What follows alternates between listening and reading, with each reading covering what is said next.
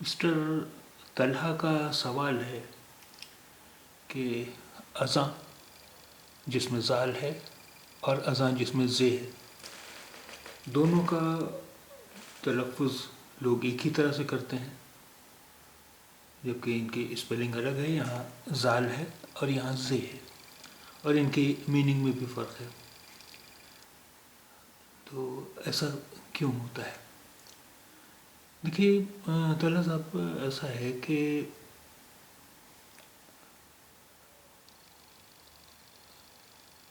ہم زال اور زے دونوں کا تلفظ زا یا زڈ کی طرح کرتے ہیں۔ اس کی وجہ یہ ہے کہ اردو زبان پر ہندی کے اثر کی وجہ سے ایسا ہوا ہے، کیونکہ زال کی آواز جو ہے وہ ہندی میں نہیں ہے، ہندی میں نہیں ہے، اور زا کی آواز ہندی میں بھی نہیں تھی، لیکن جا کے نیچے نقطہ بندی رکھ کر ہم نے اسے زا بنا لیا ہے۔ لیکن زال کے لیے ہمارے پاس ہندی میں کوئی حرف نہیں تھا، اس لیے وہ دونوں کا تلفظ ایک ہی طرح ہونے لگا، اور اب زیادہ تر اردو والے بھی زے اور زال دونوں کا تلفظ، دونوں کا اچارن، دونوں کا پروننسیشن ایک ہی طرح سے کرتے ہیں۔ اچھا، دیکھیے یہ پہلے ہم اذان، دیکھیے یہ ہے اذاں۔ اذاں لفظ جو ہے یہ اصل میں اذان کا شارٹ فارم ہے، یا اذاں شاعری وغیرہ میں بھی استعمال ہوتا ہے۔ اذاں یہ اذان ہے، دونوں ایک ہی چیزیں ہیں، بس یہ سمجھ لیجئے کہ اذان کا شارٹ فارم ہے۔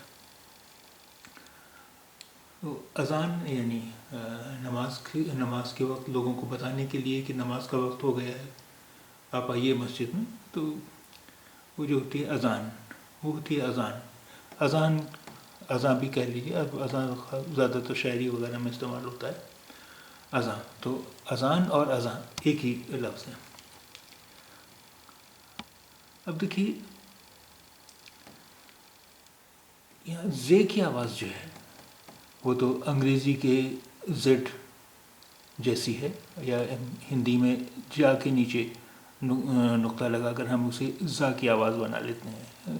زا اور زیڈ، یہ زیڈ کی آواز ہے، تو زیڈ یا زا کی آواز یہ زے کی طرح ہے۔ اب ہندی کے اردو پر اثر کی وجہ سے اردو والے بھی اب دونوں کو ایک ہی طرح سے بولنے لگے، زا، اسے بھی زا کہتے ہیں، اسے بھی زیادہ کہتے ہیں زیادہ تر لوگ، کیونکہ ان دونوں میں کی آوازوں میں فرق صرف وہی لوگ کرتے ہیں جو عربی زبان سیکھ رہے ہیں۔ یہ آواز، یہ زال کی آواز جو ہے وہ ہندی میں نہیں ہے، لیکن انگریزی میں ہے۔ لیکن وہ انگریزی میں جو یہ زال کی آواز ہے وہ زڈ سے نہیں ہے۔ دیکھیے وہ کہاں پر ہے آواز، انگریزی میں زال کی آواز کہاں پر ہے؟ دیکھیے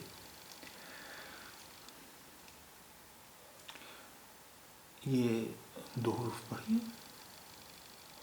یہاں جو ٹی ایچ کی آواز ہے، ان لفظوں میں، ان شبدوں میں جو ٹی ایچ کی آواز ہے وہ دراصل زال کی آواز ہے، زال کی آواز ہے۔ تو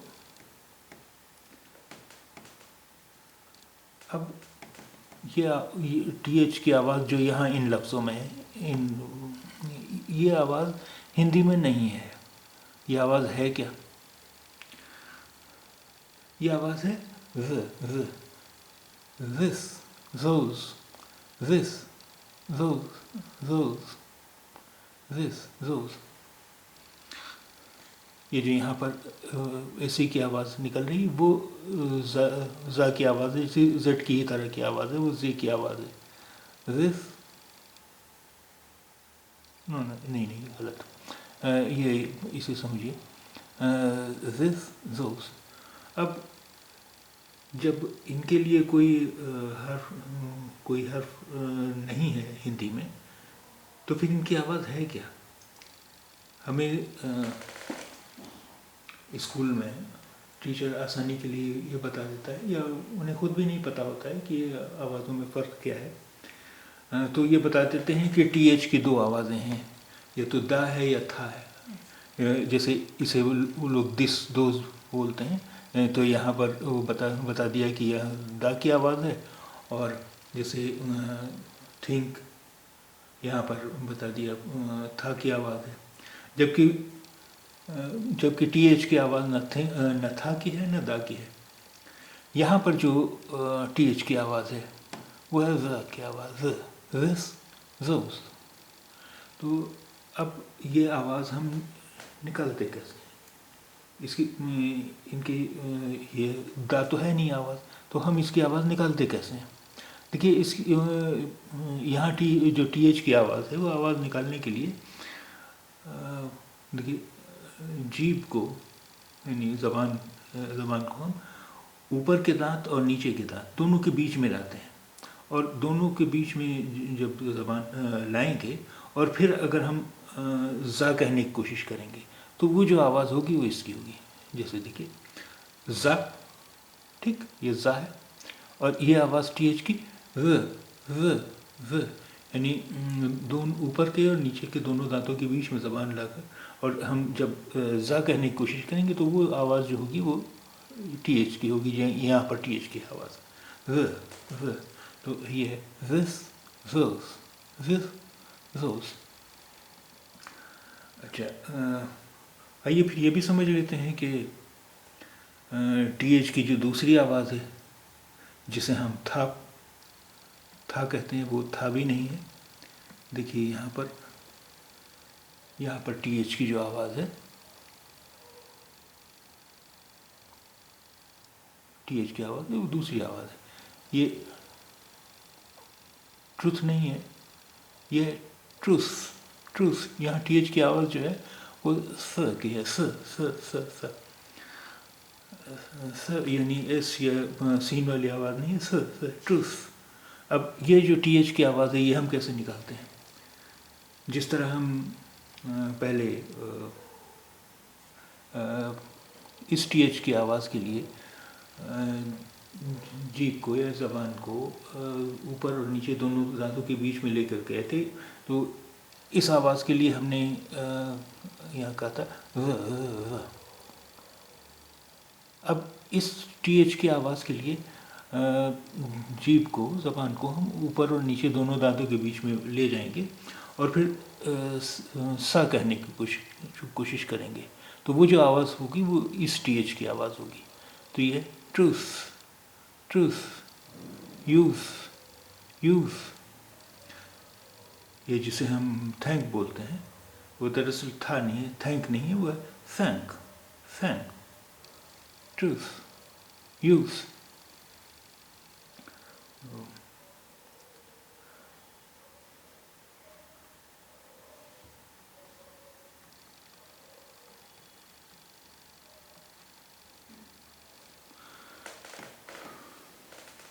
یہ ہو گیا. اسے ہم پڑھتے ہیں اذاں کا وقت، لیکن یہ اذاں تو صحیح تلفظ نہیں ہوا. عربی کے لحاظ سے تو اس کا تلفظ اذاں، اذاں، اذاں، اذاں، اذاں، یعنی زبان کو اوپر اور نیچے دونوں دانتوں کے بیچ میں لا کر، اور جب ہم ز کہنے کی کوشش کریں گے تو وہ جو آواز ہوگی وہ زال کی ہوگی. اذاں کا وقت، اذاں کا وقت، اذاں کا وقت یا اذان کا وقت، ٹھیک ہے. اور یہ جو ہے یہ بالکل زے کی آواز ہم سبھی جانتے ہیں، انگریزی کے زیڈ کی آواز ہے، ہندی میں جا لکھ کے اس کے نیچے نقطہ رکھ دیتے ہیں تو وہ آواز ہے زا. بعد ازاں کا مطلب ہوا اس کے بعد، تو ازاں کا مطلب ہوا اس سے یا اس سے، یا بعد ازاں یعنی اس کے بعد یہ زے ہے اور یہ ہے زال ہے. بعد ازاں، اس کے بعد.